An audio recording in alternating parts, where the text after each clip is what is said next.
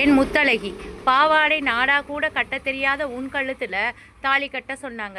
கட்டுனது தாலியினதும் நடந்தது கல்யாணம்னும் 10 வயசுல எனக்கு மட்டும் எப்படி தெரியும்? அரும்பு மீசைக்கு அர்த்தம் புரிஞ்சப்போ அம்மன் சிலையாட்டம் நீ நின்ன. சிறுத்த இடையழகி செவத்த நிறத்தழகி, சிறுத்த இடையழகி செவத்த நிறத்தழகி, கொஞ்சம்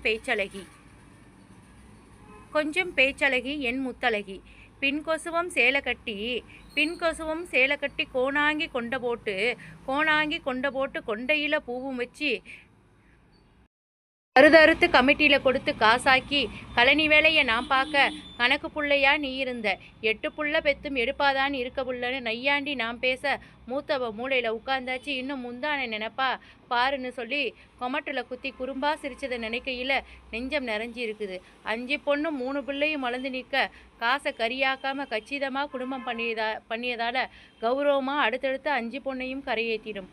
3 மருமகளையும் முறையாக கொண்டு வந்து பொறுப்பாக கொடுத்து விருப்ப ஓய்வெடுக்க எடுத்த முடிவு தப்புன்னு இப்போதான் புரியுது புள்ள.